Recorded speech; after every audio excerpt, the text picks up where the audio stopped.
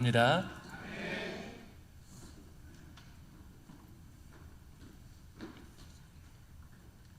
할렐루야. 광명 동산교회 문안드립니다. 성도님들은 저를 잘 모르시겠지만 저는 한참 얼마 전부터 이 교회를 위해서 기도하고 있었습니다.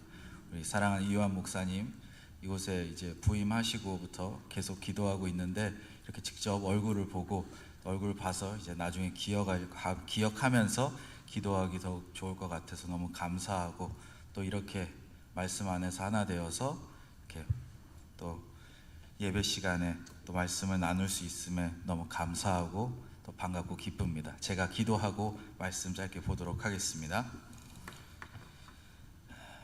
사랑의 주님, 감사합니다. 우리 같은 부족한 자들에게 이 보배를 주셔서 힘이 큰 능력이 우리에게 있지 않고 하나님에게 있음을 보여주시는 우리 사랑의 주님, 이 시간 말씀을 듣는데 주님께서 말씀 전달자가 전할 때 잘못 전하는 것이 있다면 오직 말씀 전달자만 심판하시고, 우리 성도님들에게는 오직 좋은 것만 주셔서 모든 적은 것들 중에 가장 좋은 성령님으로 넘쳐나게 하셔서 주님, 오늘 우리가 배운 말씀을 붙들고 살면서 우리의 삶에 그것이 나타나 우리가 주님의 자녀의 합당한 삶을 살 수 있도록 주님 함께 해주시기를 기도합니다.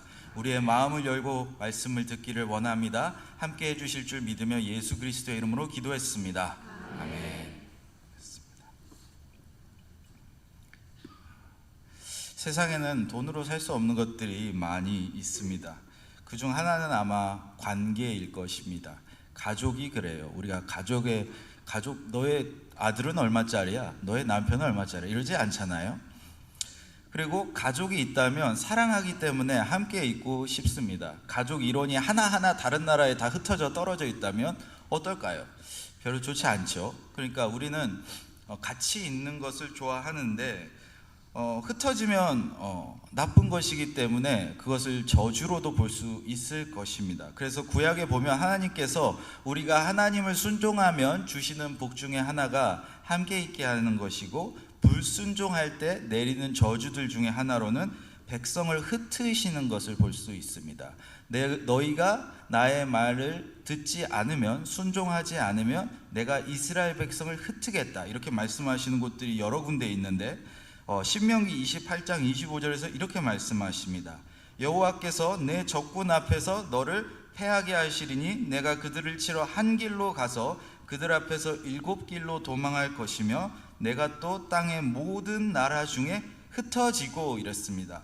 어디까지 흩어지는가? 같은 28장 64절에서 이렇게 말씀합니다. 여호와께서 너를 땅 이 끝에서 저 끝까지 만민 중에 흩으시리니 내가 그곳에서 너와 내 조상들이 알지 못하던 목석 우상을 섬길 것이라. 마치 하나님께서 나 말고 다른 우상을 섬기고 싶으냐? 그러면 너희가 그렇게 원하는 대로 더 많은 신들에게 우상을 섬길 수 있도록 내가 여기저기 다 보내줄게 라고 말씀하시는 것 같습니다. 아주 두려운 저주인 것이죠. 하지만 우리가 이제 예수 그리스도를 통해서 새 시대에 살고 있지 않습니까? 그럼 이 구약에 있었던 이런 저주들은 어떤 변화를 겪을까요?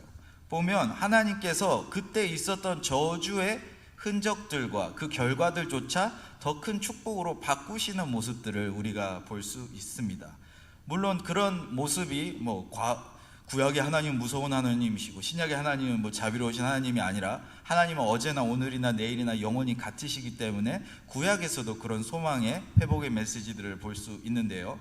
에스겔서 22장 15절에서 이렇게 말씀합니다. 내가 너를 문 나라 가운데에 흩으며 각 나라에 해치고 너의 더러운 것을 내 가운데서 멸하리라, 이랬습니다. 흩어질 것이지만 흩어진 그곳에서 훈련시키시고 거기에서 깨끗하게 하고 정금 같게 만든다고 하십니다. 정신 차리게 도우신다는 것이죠. 또 우리가 나쁜 것들이 나중에 전화위복이라고 하죠. 제가 설교할 때 가끔 성도님들 천사에게는 없지만 우리에게 있는 것이 무엇인 줄 아십니까? 라는 질문을 할 때가 있습니다. 그 답은 무엇이냐면 위로입니다. 고난을 받아본 사람만이 위로를 얻을 수 있기 때문에 고난이라는 것을 경험해보지 못한, 죄를 겪어보지 못한 천사들은 위로라는 것을 우리만큼 잘 알지 못할 것이라고 생각합니다. 또 어렸을 때 창세기 11장에 보면 바벨탑 사건으로 인해 세상에 한 언어가 있었는데 그 언어가 여럿이 되어 이제 나뉘게 되는 것을 배웁니다. 그러면서 이것도 하나의 저주였다고 배우는데요, 요즘 이제 성경학자들은 이것조차 나중에 복의 한방편이 되었다고 주장합니다. 언어가 많아져서 있게 되는 매력도 있습니다. 제가 예를 들어 성도님들에게 성도님들 사랑합니다 이렇게 말할 수도 있고요, 성도님들 I love you 이렇게 할 수도 있습니다. 느낌이 다르잖아요, 그렇죠? 왜냐하면 이제 영어를 아시니까 제가 영어로 한번 해봤습니다.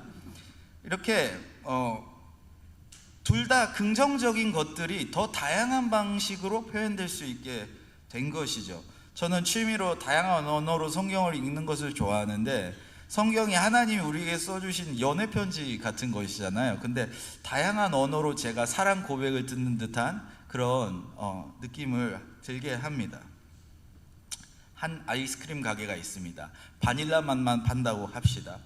그런데 다른 가게는 바닐라도 팔고 초코도 팔고 딸기도 팔아요. 그러면 무엇이 낫습니까? 선택지가 더 많은 곳이 낫지 않습니까? 우리가 색깔이 다른 것을 우리가 틀린 색깔이라고 말할 때 있지만 실은 다른 색깔이라고 말하는 것이지, 옳은 색깔이 어디 있고 틀린 색깔이 어디 있겠습니까? 그리고 옳은 맛, 틀린 맛이 어디에 있겠어요? 각자의 기호에 따라 다르니까요. 그래서 그런 다양성은 우리의 삶을 더욱 풍요롭게 합니다. 그래서 그런 다양한 문화, 다양한 언어, 다양한 민족으로 하나님께서 세상을 더욱 컬러풀하게 아름답게 만드셨어요. 그리고 그것들이 물론 하나님이 없으면 그것들이 분쟁으로 나타날 수 있고 서로 반목하는 것으로 나타날 수 있지만, 이제 하나로 어우러져서 예수 그리스도 안에서 연합되게 하셨습니다. 그래서 저주를 더 큰 축복으로 만드신 것이죠. 그런데 우리가 오늘 본 본문의 회복의 내용이 그런 내용을 담고 있습니다. 오늘 본문 10절 말씀을 보면 이새의 뿌리에서 한 싹이 난다고 합니다. 이새는 누구냐면 다윗의 아버지입니다. 그리고 이새의 뿌리라고 말하면 이새의 핏줄에서, 그리고 싹은 후계자를 뜻하는 전문적인 용어인데요, 이새라는 사람의 핏줄에서 한 후계자가 나올 것이다 이런 뜻입니다. 그리고 이 사람이, 이 자가 만민의 기치로 선다고 합니다. 기치가 뭐냐면 깃발을 뜻합니다. 군대가 있으면 군대는 한 깃발 아래에 모입니다. 그래서 옛날에 적군들이 멀리서부터 적이 와요. 그런데 깃발을 보고, 보통 그 깃발을 보면 그게 어느 군대인지 알 수가 있거든요. 그런데 로마의 군대들은 이제 다 각자 숫자가 있었습니다. 근데 예를 들어 14번 레기온이 있습니다. 14번 로마 군대를 멀리서부터 깃발만 보고 영국에 있는 이제 이 토착민들이 도망을 가는 것입니다. 자기네들 10배 더 많은데도 도망을 가요. 왜냐하면 그 군대의 명성과 그 군대의 그 결과물들을 주변의 소문으로 들어서 무서워서 도망가게 되는 것입니다. 이렇게 깃발이라는 것은 그 공동체의 상징이자 정체성이 됩니다. 이 단어를 네스라고 하는데 우리가 여호와 니시 많이 들어보셨죠? 그 니시가 이 기치를 뜻하는 것입니다. 그래서 이 이새의 싹이 모두를 위한 니시, 깃발이 되셔서 모두가 모이게 된다고 말씀하고 있습니다. 누구를 모으는가? 12절 말씀을 보면 이스라엘의 쫓긴 자들을 모으시며 땅 사방에서 유다의 흩어진 자들을 모으신다 이렇게 말씀합니다. 쫓긴 자, 흩어진 자를 모은다고 하십니다. 쫓긴 자, 흩어진 자는 누구를 말하냐면 이방 땅에서도 믿음을 지킨 사람들을 뜻하고 있습니다. 흩어진 자들을 우리가 디아스포라라고 표현하는데요, 디아스포라는 신약에 나오는 헬라어의 의미이고요, 구약에서는 이 표현을 달리 말해서 남은 자들이라고 표현합니다. 너희가 가서 심판을 받지만 그 중에 남은 자들은 내가 돌아오게 하리라 이렇게 선지서들이 자주 말씀합니다. 그러면서 그 다음 구절을 보면 그 시대의 사람들이 생각하던, 자기가 생각하던 그 문명의 가장 끄트머리에 사는 나라들을 나열하고 있습니다. 우리에겐 생소한 나라들이지만 한국을 기준으로 하면 이렇습니다. 한국을 기준으로 가장 북쪽 끝은 아마 러시아일 것입니다. 우리를 기준으로 가장 남쪽에 있는 나라는 아르헨티나입니다. 가장 동쪽은 미국이고요, 가장 서쪽은 포르투갈입니다. 이런 나라들에서 다 돌아오고 모이게 된다는 것입니다. 또 13절을 보면 에브라임과 유다가 서로 싸우지 않는다고 합니다. 자기들끼리 쪼개지지 않는다는 것입니다. 저는 이제 해외 생활을 20년 넘게 하다가 군 생활을 하러 이제 군대를 갔는데 군대에 가서 알았어요. 아, 지역 감정이라는 게 존재하구나. 우리 나이 때에도 존재하더라고요. 경상도 출신과 전라도 출신의 그런 게 있었는데 지역 감정도 없고, 그리고 요즘 이제 우와 좌가 싸우는데 교회 안에서는 민주당이랑 국민의힘 지지자들도 서로 싸우지 않고 이런 것이죠. 그리고 14, 15절을 보면 그들이 모일 뿐만 아니라 이제 밖으로 뻗쳐나가서 확장된다고 합니다. 그런데 원래 이스라엘 전성기 때 땅을 넘어서는 확장을 하게 될 것이라고 말씀하고 있습니다. 마지막으로 16절에서 애굽 땅에서 나올 때 하나님께서 그들의 길을 뚫어주시고 홍해를 갈라지게 하신 것처럼 멀리 포로로 간 사람들, 특히 여기 보면 아시리아라고 말하는데 아수르의 이 이스라엘 동포들이 가장 많이 포로로 있었습니다. 근데 그곳에서부터 돌아올 길을 뻥뻥 뚫어준다고, 마련해 주신다고 하시는 것이 오늘의 이 본문의 말씀의 내용입니다. 그래서 이새의 핏줄인 다윗의 자손으로 이 예언이 있은 지 700년 뒤에 예수님께서 이 땅에 오셔서 십자가로 구원 사역을 완성하시고 성령님을 통해서 새 시대가 오게 하셨습니다. 그러면서 신약 시대를 보면, 우리가 신약을 보면 벌써 이 흩어진 디아스포라를 하나님께서 축복의 방편으로 사용하시는 것을 교회의 첫 모습부터 볼 수 있습니다. 교회의 첫 모습은 사도행전 2장에 등장하는데요, 그 5절 6절에 보면 경건한 유대인들이 천하 각국으로부터 와서 예루살렘에 머물러 있더니 하면서 벌써 예수님 시대와 바울 시대에는 유대인들이 로마 제국 전국 방방곡곡에 퍼져 있었습니다. 왜냐하면 자기의 나라를 잃은 지 오래돼서 여기저기 흩어져서 살고 있던 것이죠. 그래서 여러 곳에서 유대인이 있는 곳부터 교회가 생기기 시작했고, 그 다음에 복음이 그렇게 제국 전체에 전파될 수 있었던 것입니다. 그래서 바울이 사도행전에서 선교할 때를 보면 언제나 그 도시에 유대인들이 있는 회당에 먼저 가서 전도를 시작하는 모습을 볼 수 있습니다. 그래서 우리가 이제 신약은 교회 시대라고 부르지 않습니까? 이제 교회라는 것이 시작되었는데요, 원래 이 교회라는 단어의 의미는 모임이라는 뜻입니다. 그 뒤에 회자가 들어간, 가르칠 교자와 그렇죠, 모일 회자가 들어가서 모임이라는 것을 알 수 있죠. 그래서 사도행전 19장에 보면 에베소의 극장에 사람들이 모여가지고 소요를 일으킵니다. 폭동을 일으키니까 그것을 잠재우는데, 잠재우는 그 끝에 가서 41절에서 이에 그 모임을 흩어지게 하니라 라고 써있는 그 단어 역시 교회랑 똑같은 단어인 것입니다. 그래서 우리가 쓰는 이 교회란 단어의 원래 의미를 잘 기억해야 됩니다. 더 정확하게 표현하자면 지금 있는 여기 이곳은 교회당이고, 교회는 여러분들, 성도님들이신 것이죠. 그리고 하나님은 모여있는 우리를 사랑하시고 우리에게 집중하십니다. 두셋이 있는 곳엔 나도 있겠다 말씀하셨습니다. 그래서 우리 주님은 교회를 사랑하십니다. 그런데 이 교회당의 문을 밟고 지나간 사람들이 수없이 많이 있을 텐데, 지금 여기 계신 성도님들은 남아 계신 분들이신 것이죠. 그리고 남아 계신 여러분들을 우리 주님은 사랑하십니다. 그러니 항상 모이기를 힘쓰시기를 바랍니다. 하나님은 모든 것을 공동체가 되게 만드신 것을 우리가 성경을 통해 볼 수 있습니다.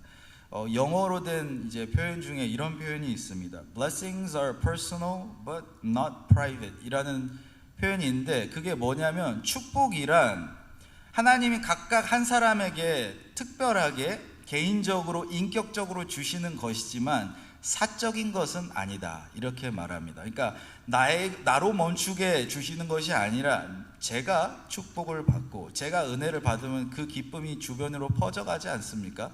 나에게 만약 무슨 문제가 있다면 그럼 내 주변 사람이 나 때문에 같이 힘들어지지 않습니까? 이렇게 축복이라는 것 역시 공동체가 같이 가는 것이기 때문에 회복도 같이 되는 것입니다. 부흥이라는 것도 혼자 되는 것이 아니고 하나님의 나라도 혼자 할 수 없는 것이고 교회도 혼자 할 수 없는 것이죠. 모이고 퍼져서 확장되어야 하기 때문입니다. 물이 고여야 분수가 터질 수 있습니다. 그러니 우리의 저주도 공동체적이게 될 수 있고 우리의 축복도 공동체적이게 될 수 있다는 것을 기억해야 하는데, 신약의 끝에 가면 우리는 주님을 믿으니까 우리 앞에 보이는 것은 회복입니다. 그래서 끝에 있을 회복을 요한계시록 7장 9절에서 이렇게 표현합니다. 이 일 후에 내가 보니 각 나라와 족속과 백성과 방언에서 아무도 능히 셀 수 없는 큰 무리가 나와 흰옷을 입고 손에 종려가지를 들고 보좌 앞과 어린 양 앞에 선다고 말씀합니다. 능히 셀 수 없는 큰 무리, 이렇게 말씀합니다. 얼마나 멋있는 광경일까요?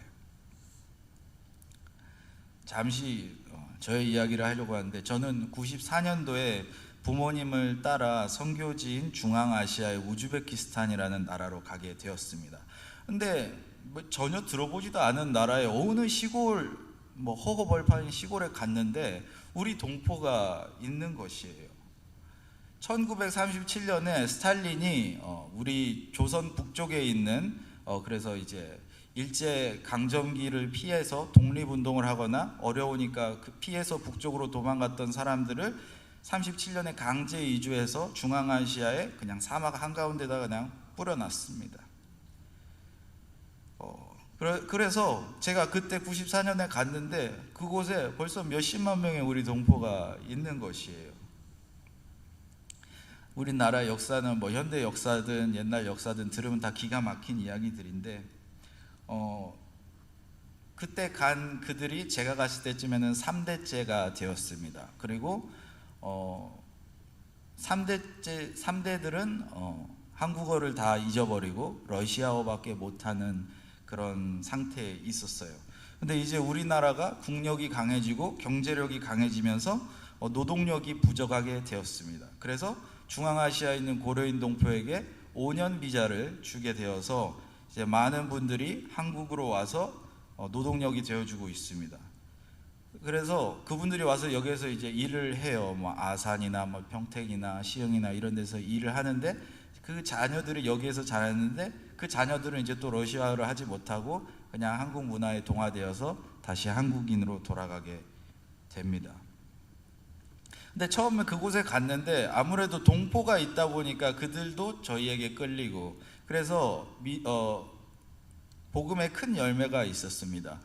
8년 동안 아버지가 계신 동안에 교회를 6군데를 세우고, 근데 그런 고려인들이 있는 교회를 세울 수 있었던 것이죠.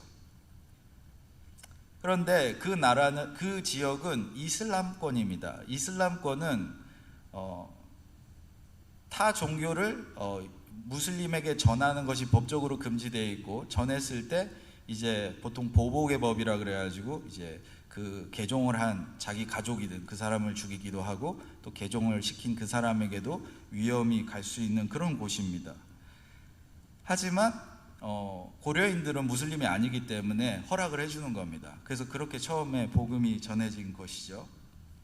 그리고 이제 그래도 결국 추방당해서 선교지를 나오게 됐습니다. 그리고 이제 20년이 지나고 제가 성인이 되어서 제가 자랐던 그곳으로 다시 돌아가게 돼요. 그때 너무 싫었어요.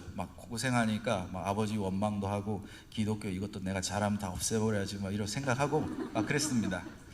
그런데 그땐 그랬던 제가 이젠 예수님을 믿고 다시 가서 선교지로 가는데 그곳의 문화, 언어, 음식, 날씨 다 여기보다 더 저한테 맞거든요.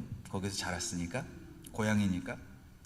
그래서 이제는 선교지에 저에게 다 플러스가 된 것이죠.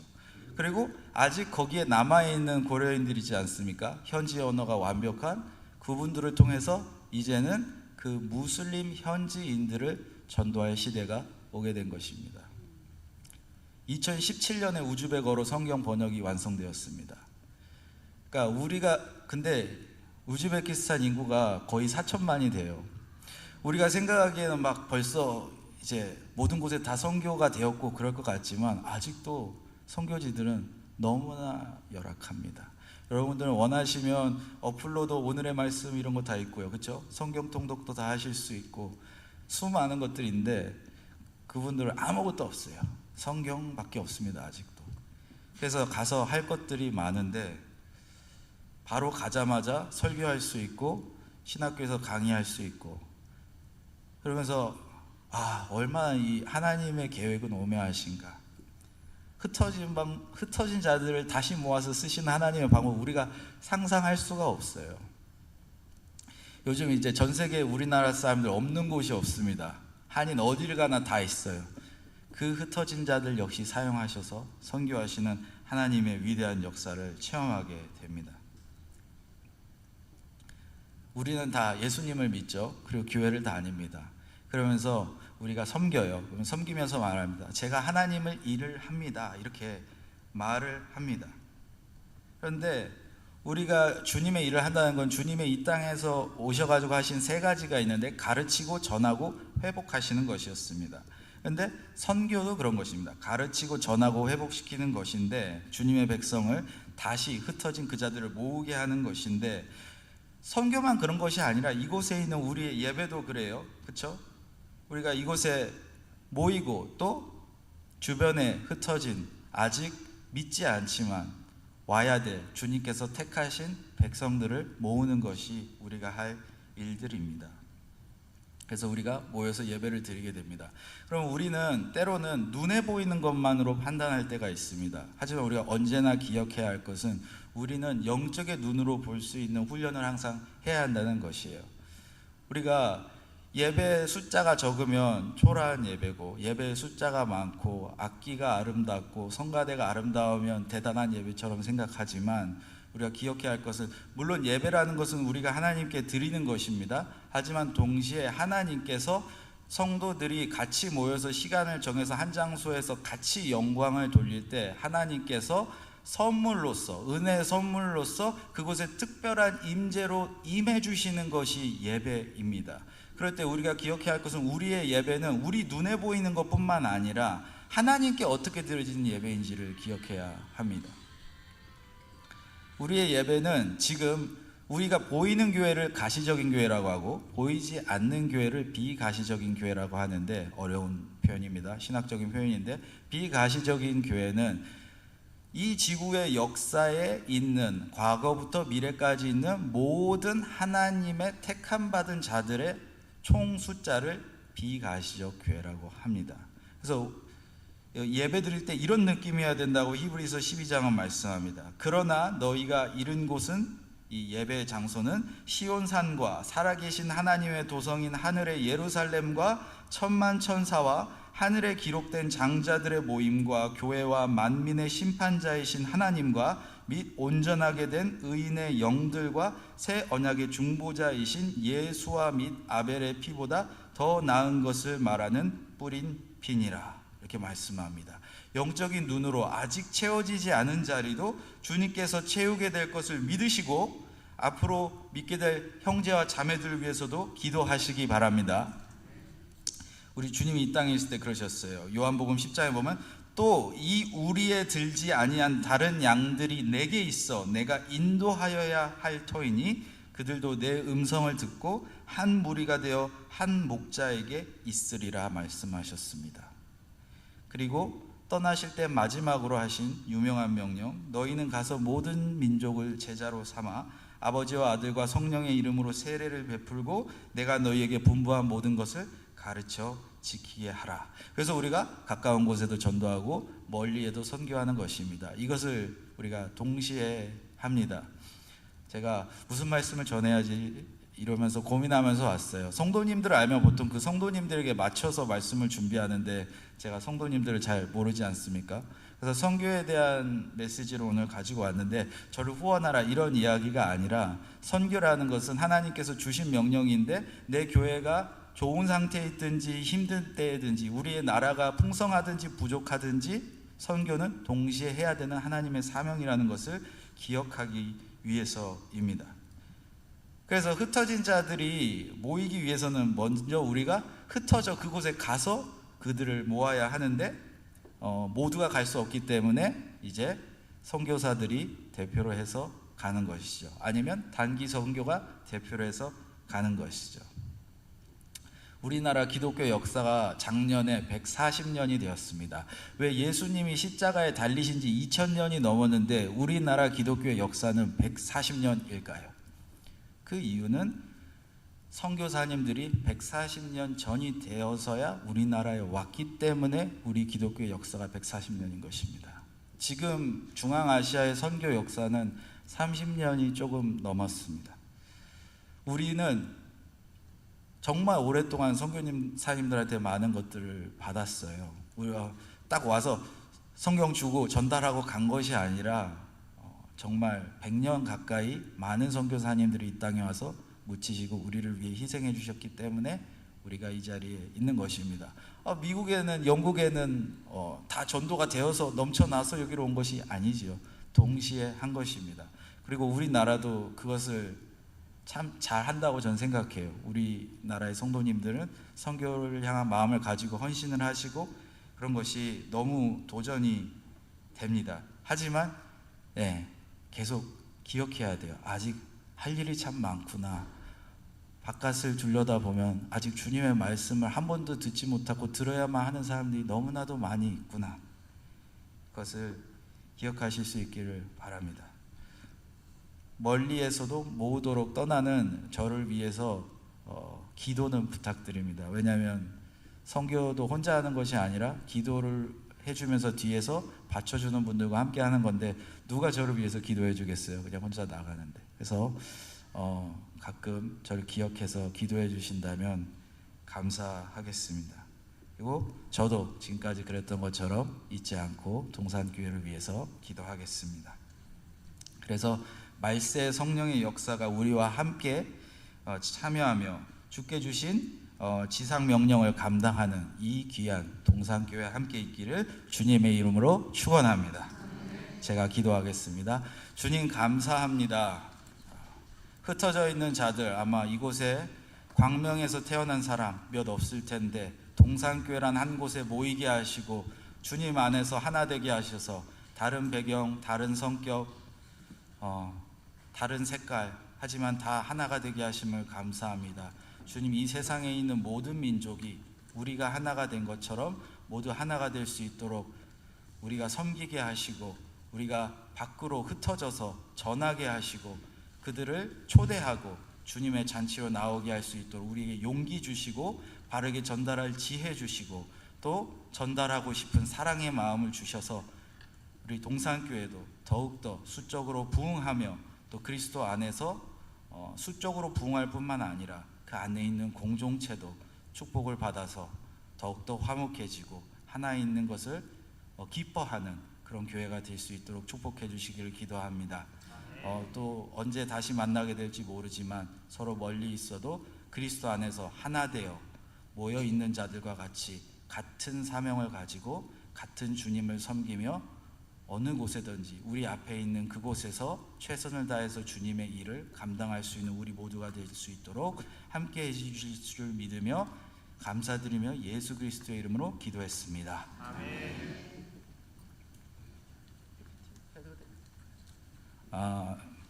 짧게 어떤 일을 하는지 한번 PPT를 통해 보여드리도록 하겠습니다.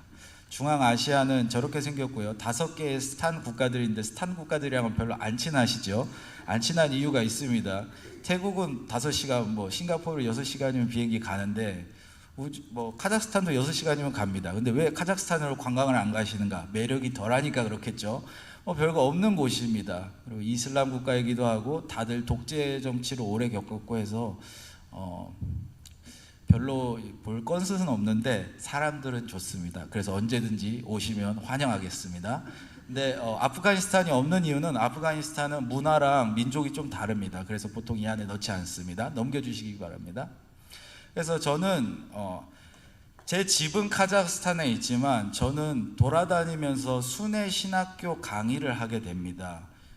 그리고 이제 현지인 목사님들이 어떤 분들이냐면 그냥 지하 교회에서 자기들끼리 그냥 성경 가지고 예배하다가 그 중에 좀 잘 섬기는 사람이 그냥 우리 목사님입니다 이렇게 되니까 아무런 교육이 안 돼 있는 그런 분들이 이제 와서 교육을 받게 됩니다. 가까우면 뭐 1시간, 길면 기차로 막 30시간 걸려서 와서 수업을 들으시는데 그렇게 현지 목회자 양성과 또 신학교 이렇게 강의들을 하게 됩니다. 이 세 나라를 위주로 돌게 되는데요. 각자 상황이 좀 다릅니다. 우즈베키스탄 같은 곳은 이제 보안이 심해서 종교의 제약이 많이 있고요. 카자흐스탄은 좀 낮습니다. 넘겨주시겠습니까? 그래서 보면 나라들의 크기는 다 우리나라보다 큽니다. 카자흐스탄은 27배라고 써 있나요? 우리보다 훨씬 큰 나라입니다. 넘겨주시겠어요? 네, 우즈베키스탄이 인구가 제일 많고요. 지금 이 세 나라 중에는 핍박이 가장 심하지만 가장 믿는 성도들의 인구가 많은 나라입니다. 넘겨주시겠습니다. 네, 타시켄트가 수도이고 300만 정도 됩니다. 제 고향입니다. 다음을 넘겨주시면. 네, 제가 일부러 얼굴들을 안 찍고 이렇게 부분적으로만 사진을 찍은 이유가 이분들이 사진이 찍히면 안 돼서. 그런데 반은 이제 우리와 같은 핏줄인 고려인 동포들이고 반은 현지인 우즈벡 목사님들, 신학생들이십니다. 그래서 그분들에게 이제 이렇게 신학교 강의를 하는 모습입니다. 다음을 넘겨주시겠습니까? 네, 교회들이 제가 가서 관리해야 되는 교회가 9개가 되는데 제 아버지가 세운 교회들과 또 다른 한국 선교사님들이 세운 교회들 지금 현지인 분들이 감당하고 있는데 여러 가지 어려움이 있어서 그런 것들을 돕고 있습니다. 다음으로 넘겨주시기 바랍니다. 네, 다양한 교회들에 가서 설교를 해서 위로하기도 하고 교육을 하기도 하고 또 뭐 이제 사례비를 그 사역자가 못 받고 있다면 그것을 도와주기도 하고요. 넘겨주시겠습니다. 카자흐스탄은 가장 이 셋 중에 큰 나라입니다. 그리고 셋 중에 가장 경제적으로 좀 낮습니다. 넘겨주시면 수도는 아니지만 제가 살게 될 알마티라는 이것도 한 300만 되는 도시입니다. 넘겨주시기 바랍니다. 여기서는 이제 현지인 제자 훈련을 합니다. 그래서 현지인 사역자들을 이제 교육하는 훈련을 하는 모습을 볼 수 있습니다. 신학교 강의든 이런 강의든 아침 9시부터 저녁 6시까지 월요일에서 금요일까지 이렇게 하는 식으로 하게 됩니다. 넘겨주시기 바랍니다. 네, 제가 이제 출석하는 교회이고 넘겨주시면 이 교회를 통해서 또 많은 그곳에 있는 다음 세대 사역을 감당하게 됩니다. 넘겨주시기 바랍니다. 네, 넘겨주시고요. 네, 설교 사역을 감당하기도 합니다. 넘겨주시기 바랍니다. 네, 키르기스탄은 가장 작은 나라이고요. 넘겨주시면 수도는 비시케크입니다. 여기도 신학교들이 여러 곳이 있고 강사들이 부족하기 때문에 가서 돕게 됩니다. 넘겨주시기 바랍니다. 네, 제 기도 제목이고 제가 지금 설교는 가능한데 강의까지 하기에는 좀 러시아어가 부족해서 그리고 이제는 현지 언어를 해야 되기 때문에 현지 언어도 습득을 해야 되는데 지혜를 위해서 기도하고 또 중앙아시아에 있는 성도님들을 위해 기도해 주시기 바랍니다. 핍박이 있는 곳에 있는 성도님들을 위해서 기도해 주시고 또 그 목사님들을 위해서 기도해 주시기 바랍니다. 어떤 분들은 그 마을에서 유일한 목사님이세요. 그럼 외롭잖아요. 힘들잖아요. 그래서 가서 이렇게 도와줄 필요들이 있고 또 만약 그분들은 대체할 분이 없습니다. 그분이 아프시면 그 교회 아무도 설교할 사람이 없으면 또 그런 곳들 제가 가서 이제 여기저기 돌아다니면서 설교를 하고 사역을 해야 되는데 많이 이동하는 만큼 또 건강과 체력을 위해서도 기도해 주시면 감사하겠습니다.